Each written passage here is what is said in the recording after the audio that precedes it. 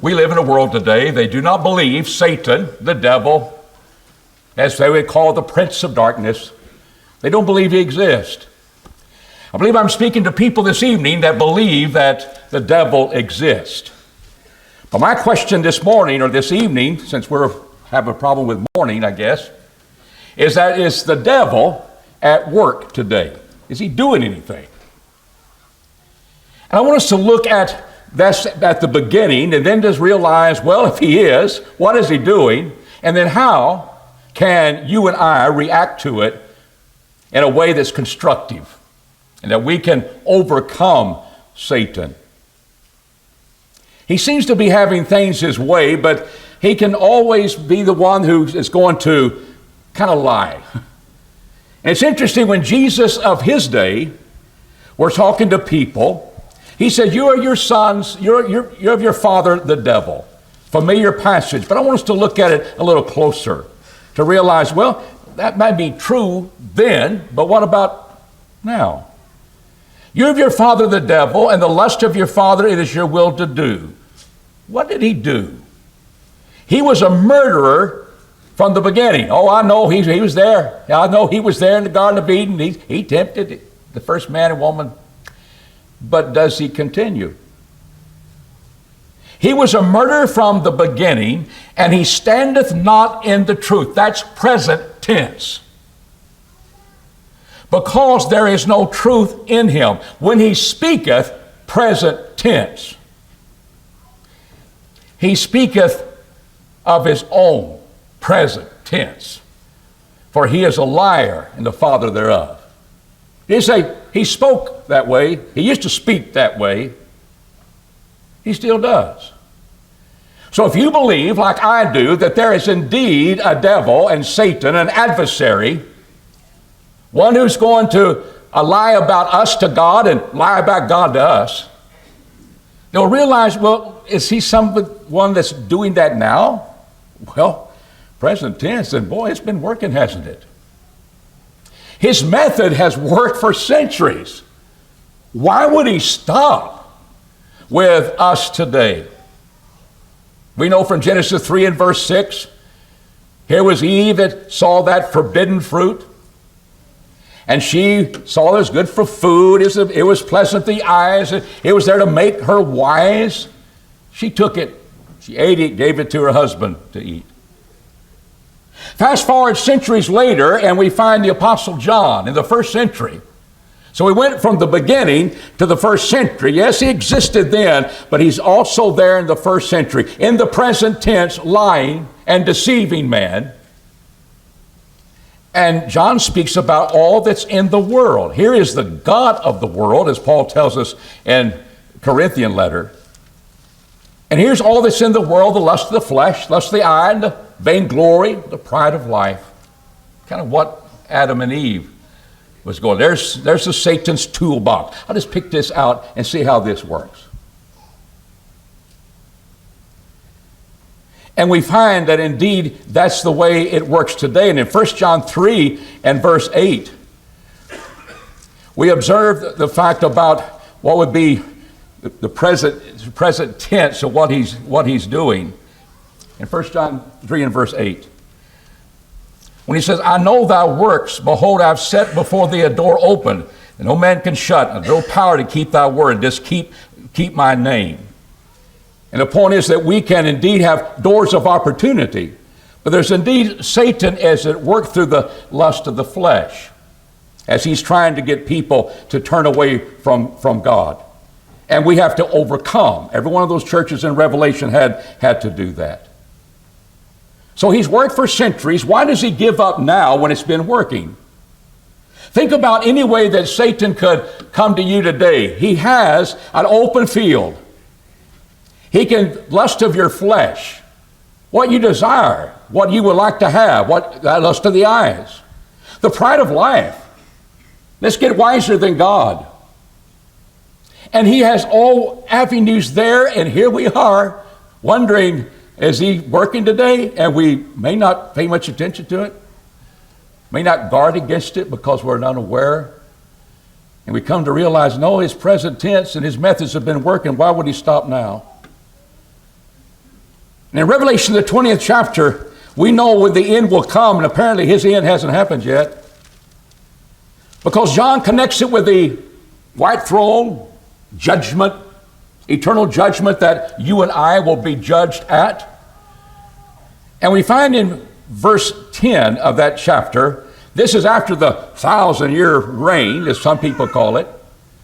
God's going to unleash Satan again. He's going to try to destroy the people of God. That's down the future. I guess he's still working after Revelation ceases in the first century. He got some more work to do. And then in verse 10, the devil that deceived them was cast in the lake of fire and brimstone, where there also is the beast and the false prophet, and they shall be tormented day and night forever and ever. Know where he's going.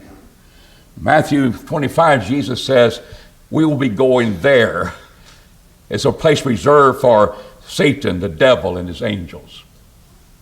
So he's still existing, and we know the end is going to be, he's going to go into the fiery brimstone. In verse 15, he says, if any were not found in the book of life, he was cast in the lake of fire. That's where I'm going to be if I'm not faithful to the Lord. And what happens in verse 11 is that the earth and the heaven, they kind of fled away. And we have the judgment. We're still here. The universal judgment hasn't happened. You didn't get by with this. Well, God gave me a free pass. I don't know what's going to happen now. But we do know what's going to happen. We're going to have a judgment one day. And finally, Satan will be in his place with fire and brimstone, along with all the people he lied to, with all the people that he deceived, with all the people he corrupted, all the egos he petted and got you to do that which is wrong. He's powerful. And yet Jesus came to destroy his works. And the last works that is going to be destroyed is death, as we heard this morning. So I think that's enough to show that, yeah, he's still working today. His time hasn't come yet for eternal destruction and fire and brimstone. But what does he do? What does he do? He works through people when talk about others and use hurtful words. And sometimes this comes through jealousy, causing faction and division. In James, the 3rd chapter, we read in verse 6. I'm going to read verse 9 first. Therewith bless we the Lord and the Father. He's speaking about the tongue that we have to keep in check. We understand that. And he says he'll bless the Lord the Father with that tongue, and therewith also we curse men. I use the word hurtful. There's malice here. It's going to cut you down. Those type of words that they give, just to cut you down. And it may be something that we think is kind of innocent. It's heard the radio coming up here. The guy was having trouble speaking. He's on the radio. He ought to speak, but he's having trouble. And he said, the wife always tells me, I got a pumpkin head and a thick tongue. That wasn't encouraging, was it? Was that a compliment? Could that be hurtful words to her husband? He says, I'm always looking in the mirror and she's watching me. See how big my tongue is. What did that help him do? She just cut him down. And we say, no problem. He does have a pumpkin head. That's why he has a face for radio, I'm sure. But when we see here the fact that we bless and we curse men, we hurt men with the tongue, we realize, where does that come from?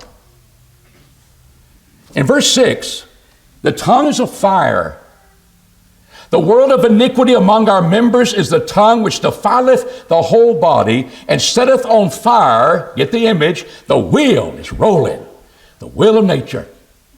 Starts with me, goes through my children, goes through the grandchildren, goes through their children. It's just the will of nature. It's the way it happens. And there's a lot of iniquity in the tongue. And ends up defying the whole body and setteth on fire the will of nature that affects the next generation, and is set on fire not by Hades, the place of departed spirits, Gehenna, the place that's always burning with fire, hell. Devil's busy. And through jealousy and faction, notice chapter 3, 14 and 15. If you have bitter jealousy and faction in your heart, glory not and lie not against the truth. You're glorying in yourself. There is indeed that bitter jealousy, and we don't mind having division to please me. And he says, this wisdom is not a wisdom that cometh down from above, but is earthly, it is sensual, it's devilish.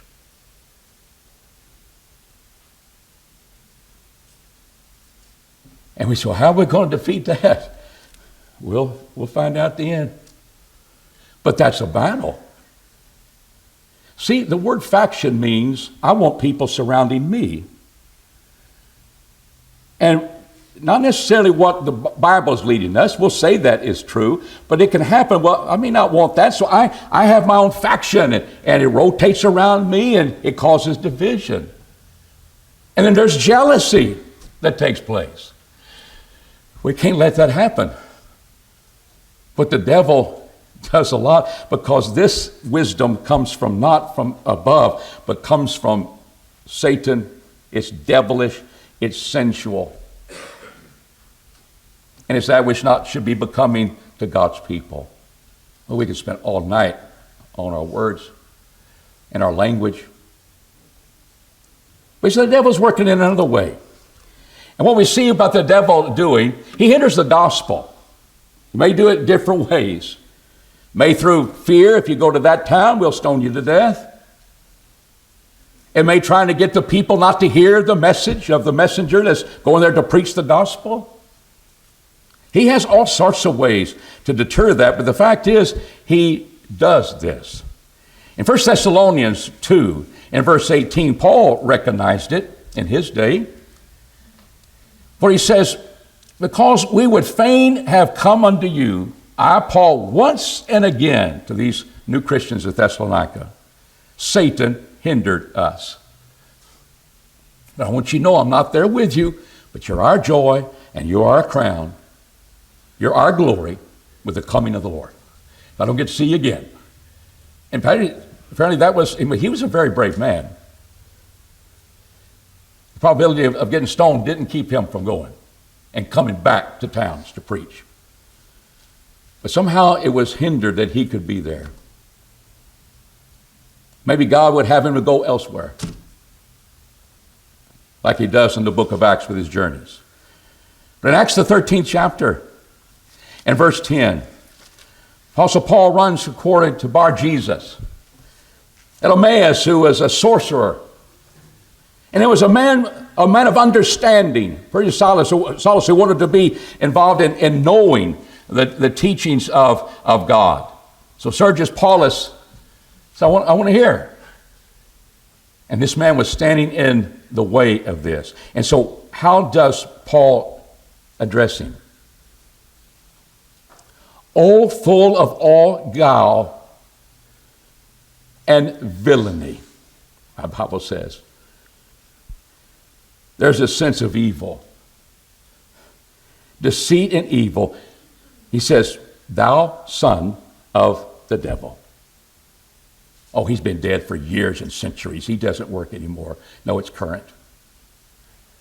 Because Satan would like no one to hear the gospel. Paul will say to us in Corinthians chapter 4, and we realize that he's the God of this world that blinds. He blinds the people, that the glory of the Lord through the gospel will not dawn upon them. And the gospel is the power of God to salvation. Gospel is the light. But he can cause people for one reason of another to deter from that. He's very busy doing that. Who wants to hear the gospel proclaimed today? We're trying to find honest souls that do, but we keep preaching that word. We still battle. And who's our enemy? Society? People? Look, Satan works through people, and that's what he does. See, he works through people that he can make them false apostles and people that look like ministers of light. So that's another issue. It's very deceptive. In Matthew 7, verses 15 through 20, Jesus warns as he prepares people for the kingdom. He warns followers of this reality. Beware of false prophets who come to you in sheep's clothing. See, they're harmless compared to what they really are, wolves. But inwardly they are ravening wolves. By their fruits ye shall know them. Grapes, you don't gather grapes of thorns. You don't take figs of thistles. That doesn't happen. Verse 19, every tree that bringeth forth good fruit is hewn down and cast into that doesn't bring forth that good fruit, is cast into the fire. Therefore by their fruits ye shall know them. We understand that. But they can deceive. They can look like ministers of light. And the reason being is that Satan himself can turn himself into that. In 2 Corinthians 11 and verses 13 and 14, Apostle Paul says, for such men are false prophets. He's telling his brethren in Corinth that's the case. They're deceitful workers. Why not? They're serving the devil. They fashion themselves into apostles of Christ, and don't marvel about that. For even Satan fashioneth. He can do it because it's present tense. He can do it also. He's still around. He's still working. He fashioned himself into an angel of light. And so it's no great thing, therefore, if his ministers also fashion themselves as ministers of righteousness, whose end shall be according to the works. You know what the fruit is and see what happens. And there's a sense of understanding where it leads to. How many times have you tried to say, well, I want a picture of Satan. And what do you get? I get hollow eyes and a red face and horns and a pitchfork. And sometimes I get a silhouette of that. That still makes it creepy. And I don't see him coming as a preacher like this. I don't see him coming as a one who is on the surface. He's just serving God, and we can listen to him. We can follow after her example. And what are the fruits that are good? Are we going to do that? Well, look how many people follow that person. How many people follow that way of teaching? Look what good they're doing among brethren. Well, I hope you inspect fruit better than that. God also said we're to grow in our faith and our love and our hope. He never condemns us for not growing in number. But that's a reflection that maybe we've given up fighting the devil and working on ourselves. And realize that we still have to make sure the truth that is preached here and taught in our classes, or what we come to hear, we examine with the truth of the gospel. Because Satan is not going to come up behind you looking creepy. He's going to be looking righteous. And we just got to wait and see. Don't run with the crowd to do evil, because the crowd will be appealing. And God warns us of that. Crowds are wonderful. Crowds are encouraging. Crowds say that's everybody's on board. But where are they leading? Where are they going? You can go beyond the doctrine of Christ. And we have to constantly be aware of that, because we know Satan can appeal that way and appear that way to us. And these are his ministers. He can use people like that when there may be some flaws in them, especially one of ignorance of the truth of the gospel. Fourthly, Satan is real good as he's at work trying to separate us from our faith. Now he's present two examples of this that may be fear. Remember Luke 22? Peter is so determined that he will not deny the Lord, and yet he will. And we notice in verse 22, verses 31 through 32, where it says, Simon, Simon, behold, Satan asked to have you. I guess he was working that first century pretty hard, tempting Jesus and trying to sever the faith from Peter, like winnowing wheat and grain. He asked to have you that he might sift you as wheat. But I made supplication for thee, that thy faith fail not. As we saw last week, the power of prayer. The idea here is Peter in the need, there's supplication. It was more important that this be identified as supplication instead of intercessory prayer. Jesus' intercessory prayer for Peter, he did. He prayed for Peter, but it was a supplication because it was needed and it was crucial. Your prayers for brethren, they're going to be tested or in the midst of their test. It's so essential. But that's a mind of faith. And we'll get to that. But I made supplication for thee that thy faith fail not, because it was on the verge of failing. And once when thou hast turned again, it wasn't that he hadn't sinned, but to completely give up his faith, be like a Judas and go out and commit suicide. No. His faith is not going to fail. You come again and establish his brethren. Fast forward, what did Peter do? He strengthened his people. He came back. Humiliated, seeing just the look of Jesus, he went out and wept bitterly, but he didn't put a noose around his neck and jump off a cliff. He preached the gospel, and he was faithful to his death. In 1 Timothy 6 and verse 10, there's quite a warning about what can separate us from our faith, and that's desire for money. And it's the love of money. That's the root of all kinds of evil. Paul puts it this way, for the love of money is the root of all kinds of evil, which some reaching after. See, what you love, you reach after. You're going to go after that.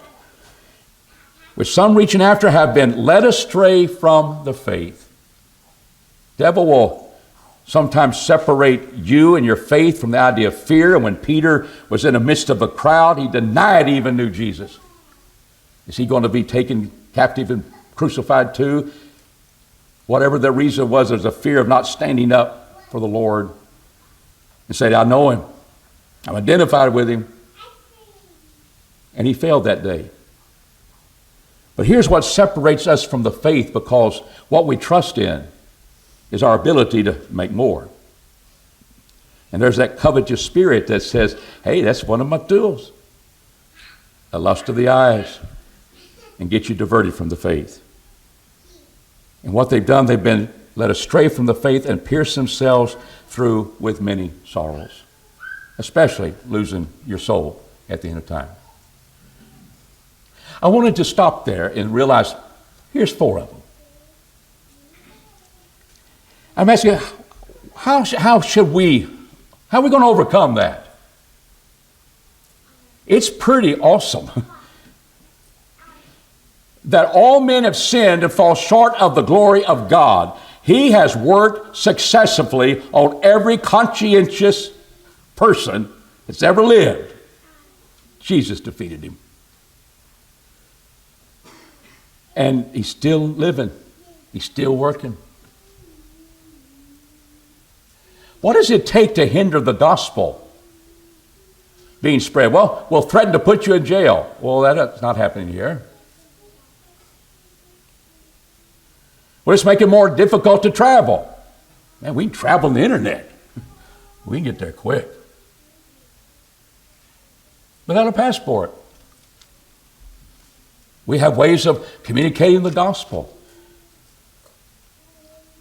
And we can go to places and Starbucks and sit down, start studying. Somebody might ask us a question. Some people do that. But I don't want to do anything. I'm discouraged, and therefore I'm not going to do anything. Well, he's got you. He hindered the gospel. And then there's those that are fashioning themselves as ministers of light. That this is the route that we ought to go. And it's leading people away from the doctrine that we learn that never changes. And he can do that with churches, and with us as individuals. And there's so many attractions out there. The love of money is there. And it can separate us from our faith. Yeah, preacher, but so what? I know that. Okay, you know that. Well, what I would suggest that you do so we can overcome, if you think you stand and do not need this reminder, take heed lest you fall. Because Satan will work on you. He'll work on all of us. Where's the humility that says, you know what, I hadn't thought about that much lately. Am I striving to spread the gospel as it should? Am I saying hurtful things to my husband, to my wife, to my children? I'm uplifting them or I tear them down? But I don't need lessons like this because we know the devil lives and we know he works. But have you ever thought how many pitfalls we have right in these four things in our day and time? Focus. Getting rich. Being prosperous. Maybe wanting to have numbers instead of faithful people to the word. Hindering the gospel. Old-fashioned. And did I say this out of pride when I said those harsh words to somebody else? What was my motive? Maybe I need to take heed lest I fall. So what we do when we can start there and realize, all right, what does God tell us to do now? We can have a strong, positive, or possess a strong, active faith. Notice how John describes those who are strong and have overcome the evil one. That's what we want to do. We know his ways. We know he's successful, and he still works. And he says in 1 John 2 and verse 12, I write unto you, little children, because your sins are forgiven for his name's sake. I write unto you, fathers, because you know him who's from the beginning. I write unto young, vigorous, strong men, because you've overcome the evil one. 1 John 5 and 4, here's what overcomes the world. Our faith.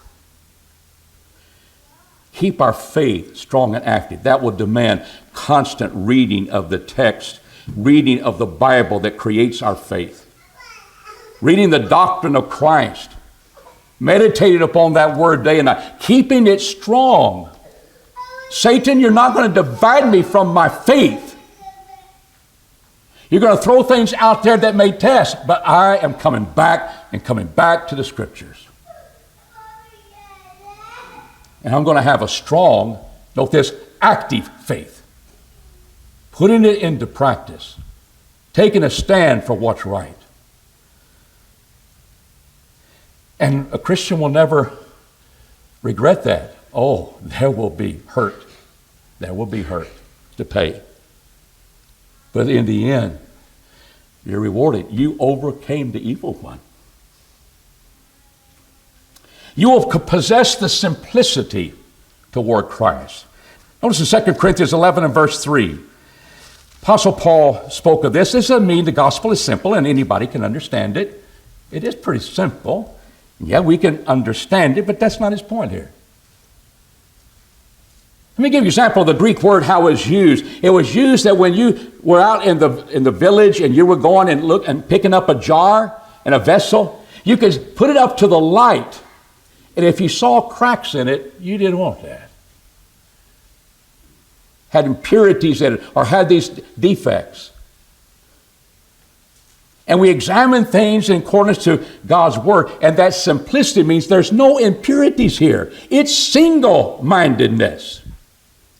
Oh, what a powerful thing it is when we don't come with trying to satisfy our egos, when we don't come to God and serve Him with duplicity, or maybe it looks good, but you're not really convicted of that. Or maybe you've grown cold and you're kind of wandering away from that for whatever reason.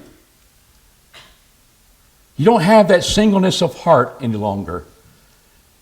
And Paul feared that. I fear lest by any means as the serpent beguiled Eve in his craftiness, your mind should be corrupted from the simplicity and the purity, that single-mindedness.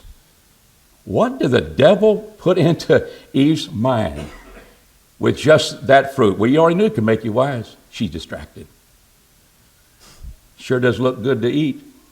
I know what that's been this last weekend, what that led to. Enjoyment of food. And it's there to make you wise. We'll be like God. Distracted minds, not singleness. And that's what she lacked. And this has a way of us managing our money real well. Instead of just wanting to be rich and have the love of money and to make more and more and more. Notice what happened in 2 Corinthians 8 and verse 4. Where the churches of Macedonia, they were going through difficult times, and they're in poverty. That's a church in poverty. And how that much proof of affliction, the abundance of their joy, and their deep poverty abounded unto the riches of their liberality. Now we know what that means in that context. They gave a lot. They didn't have a lot. They were in the depths of poverty. But what was it? We have a single mind, and what I have, I'm giving it to the cause of helping these brethren, these Jews. We're Gentiles, but we're one man in Christ, and I'm helping them over there. And they encouraged Paul to take that.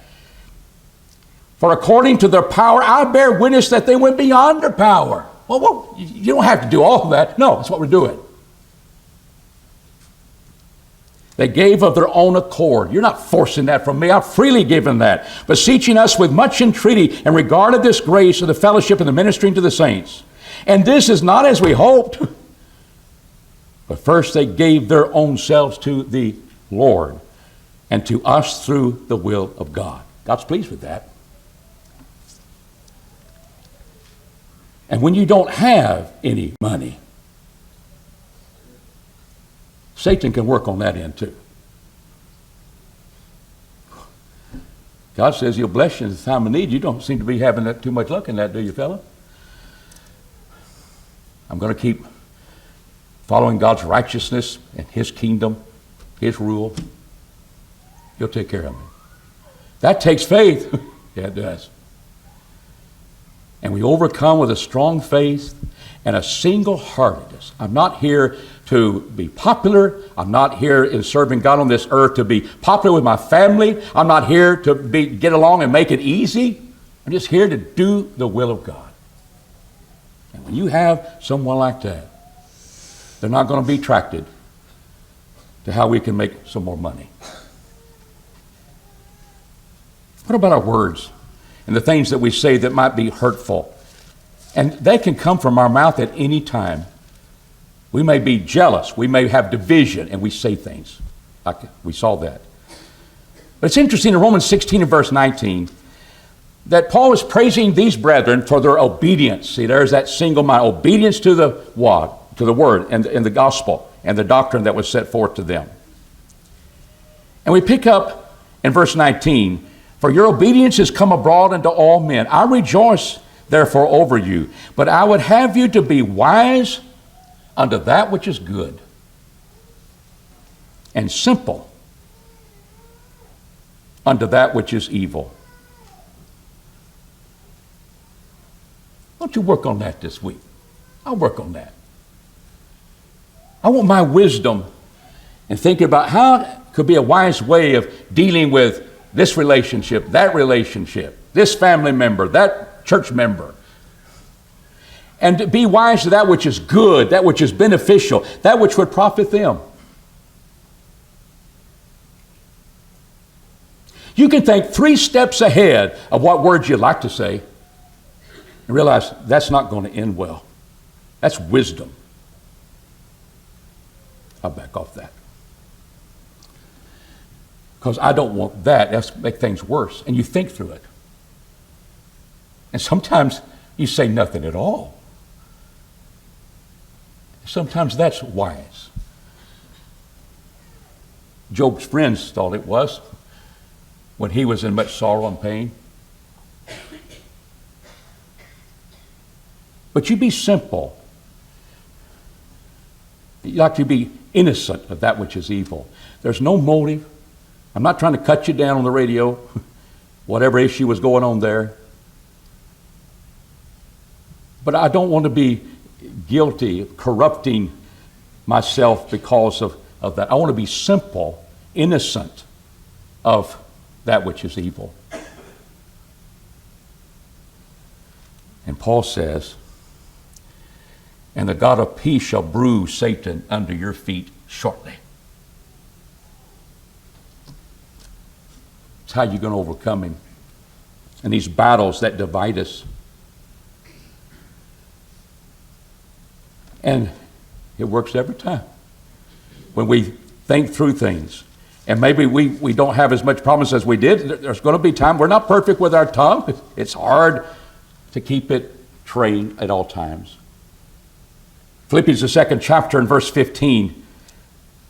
Apostle Paul says that you may become blameless and harmless children of God without blemish in the midst of a crooked and perverse generation. Blameless and harmless children of God. That's be simple to evil. Well, how would I do that? Do all things without murmurings and questionings. Murmurings and questionings. Do you find yourself murmuring because things aren't going right for you? And right in your world, we all have things go wrong. How do we handle it? And these are things that we can indeed work upon. And to grow in wisdom to that which is good. What is beneficial? I see where they're coming from. I see their issue here. How can I avoid any more friction? How can I go about in helping them without condescending upon them and making them feel bad? I watch my words, watch my actions. And that's a full-time battle. But you're fighting Satan.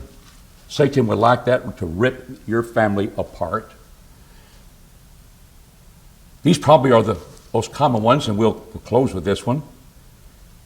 In 1 Peter 5 and verse 8 and 9, be sober and watchful. Your adversaries, not your friend, your adversary the devil, as a roaring lion, walketh about seeking whom he may devour. Be sober and watchful. And we've just forgotten he's still working.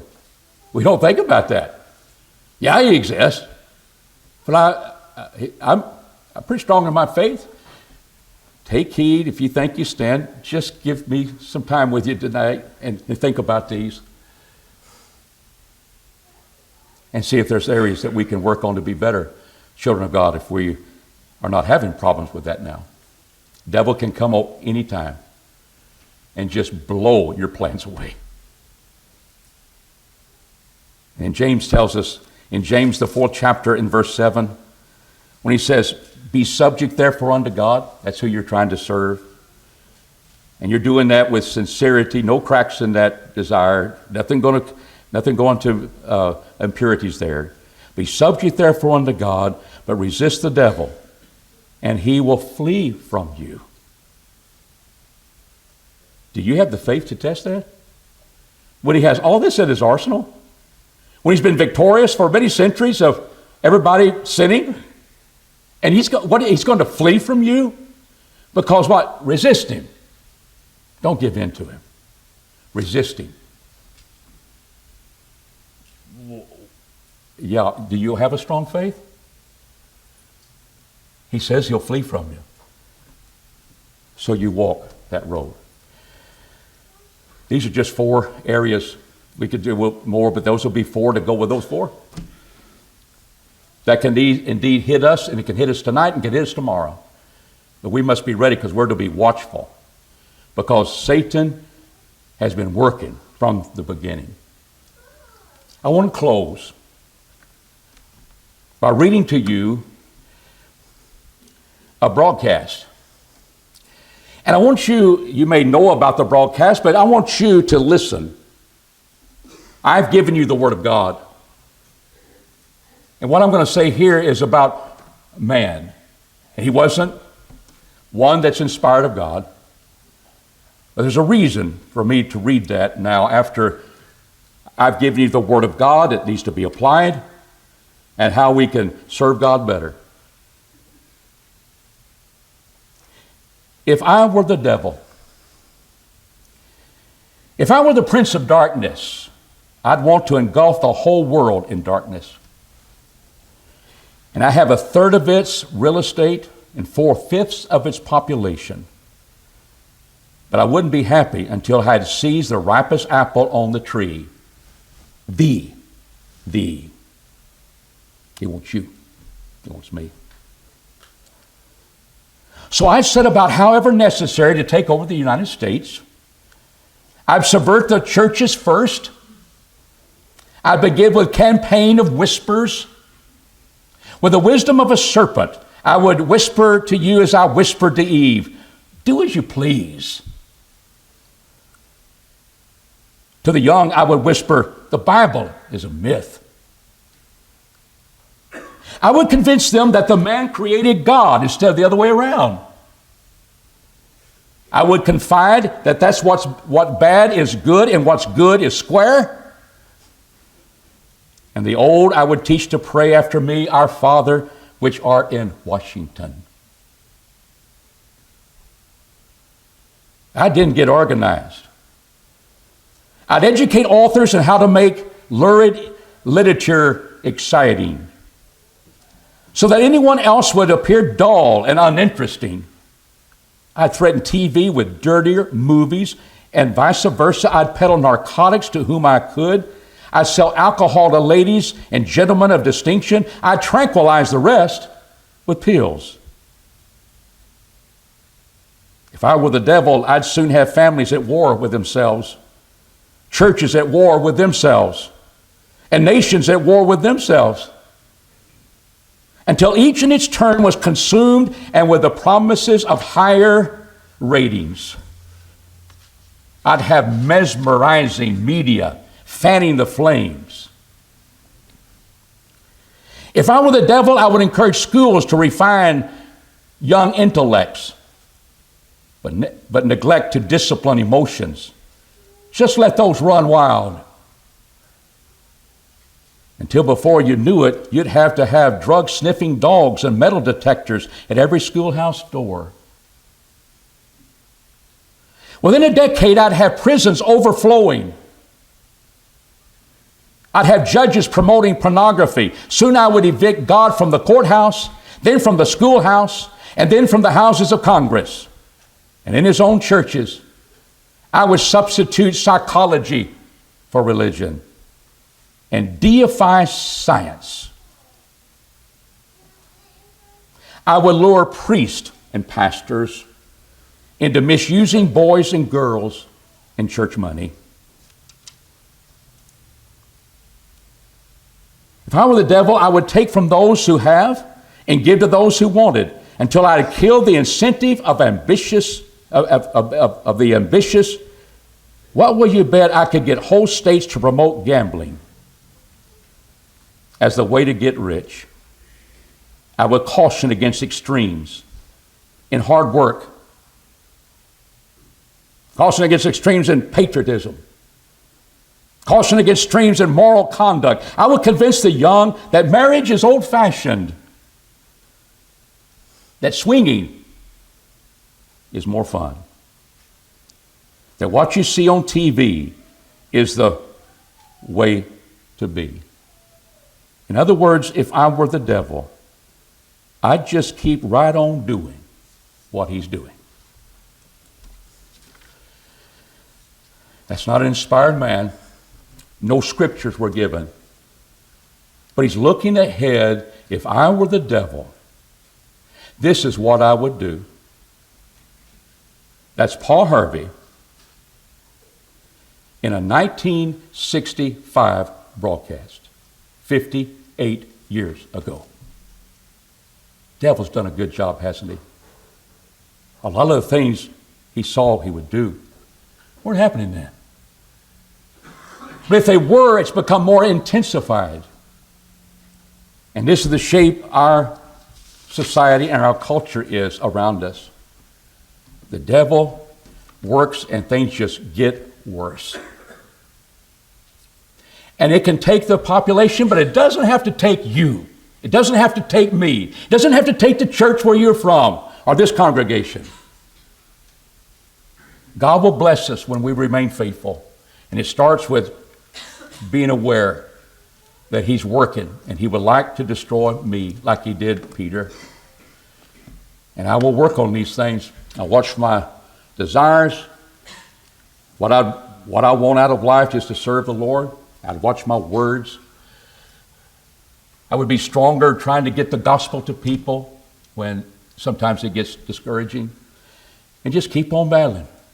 Because one day this world will be over with and we'll face the Lord and we will be judged by how faithful we were, not how successful according to the world standards we are. And how God will help us fight that battle because that faith can overcome the world. And we want to be young, spiritually, we want to remain young and strong like young men because we can overcome the evil one. So tonight, I hope you will take these in the love that they are given and make sure our battle that we fight is going to be constant because he's going to continue to work. And may we overcome him in a strong faith. Tonight, if you're not a Christian, we'd like to encourage you to become one.